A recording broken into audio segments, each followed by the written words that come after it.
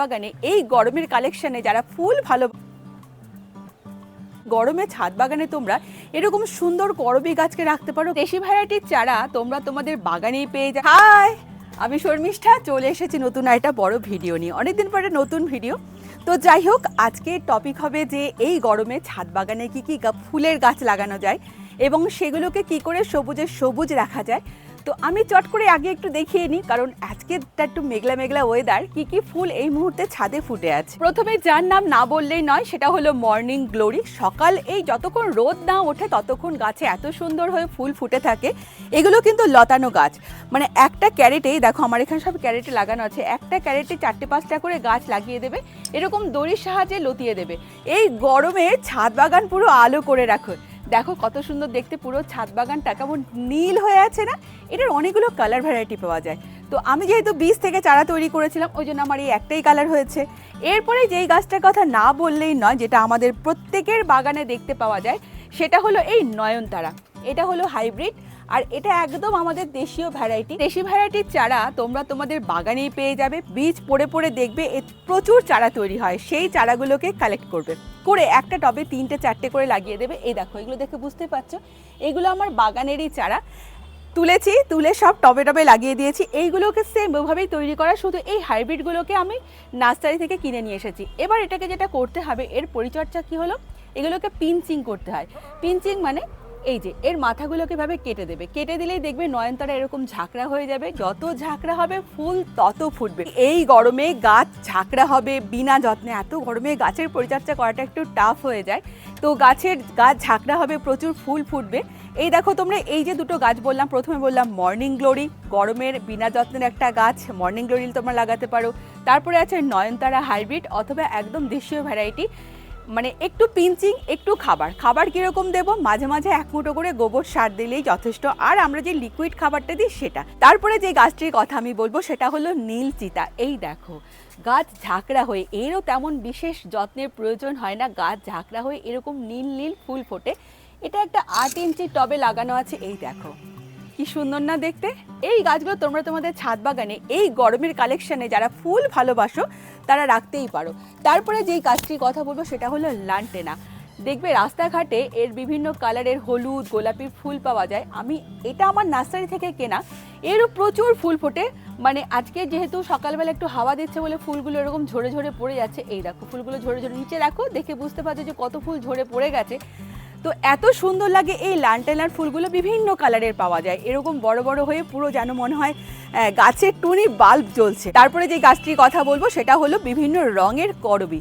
আচ্ছা, আমাকে অনেকেই জিজ্ঞাসা করো, দিদি করবী কি বিষাক্ত? আমার বাগান, মানে আমি বাগান করছি প্রায় আমার 20 বছর হয়ে গেছে।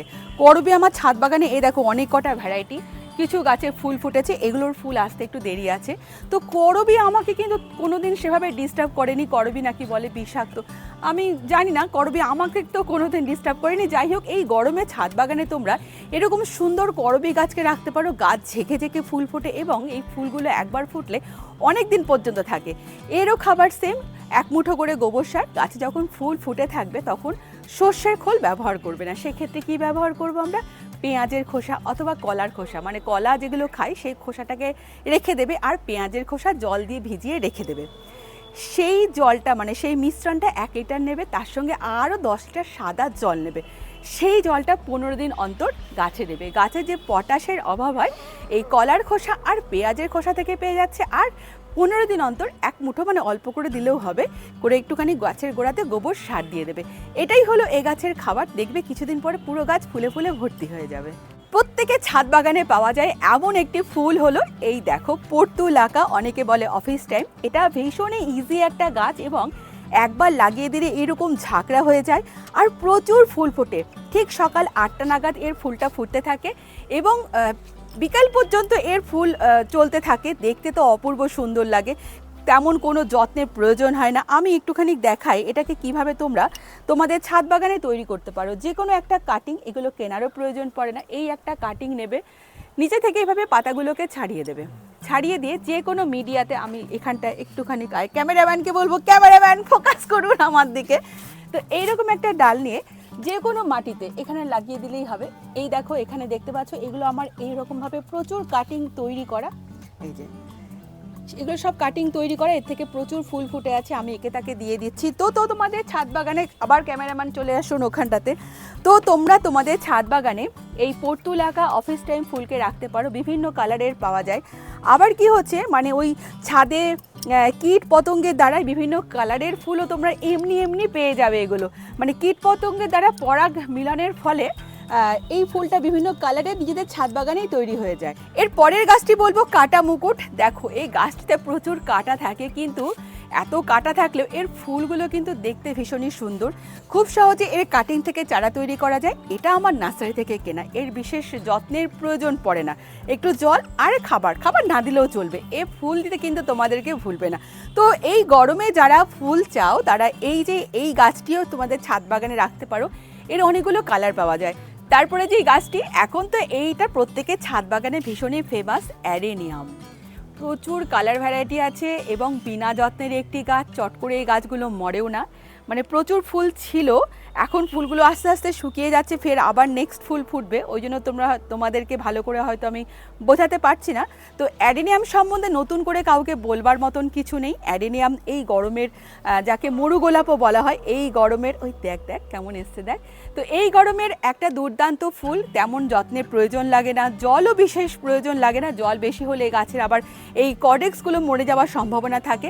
তো তোমরা তোমাদের ছাদ বাগানে অ্যাডেনিয়ামকে রাখতে পারো। এটার ডাল কাটিং থেকে অথবা বীজ থেকে খুব সহজে প্রচুর চারা তৈরি করা যায়। তারপরে যেই গাছটির কথা বলবো সেটা হলো সূর্যমুখী। এটা আমার সব বীজ থেকে তৈরি করা। বাজার থেকে সূর্যমুখীর বীজ কিনে নিয়ে এসেছিলাম, সেখান থেকে কি করে চারা তৈরি করেছিলাম সে ভিডিও আমার শর্টে তোমরা পেয়ে যাবে। সেই বীজ থেকেই যে চারাগুলো তৈরি হয়েছিল তার এখন প্রায় ফুল ফুটতে শুরু করেছে, মানে এত বড় বড় কুড়ি এসেছে।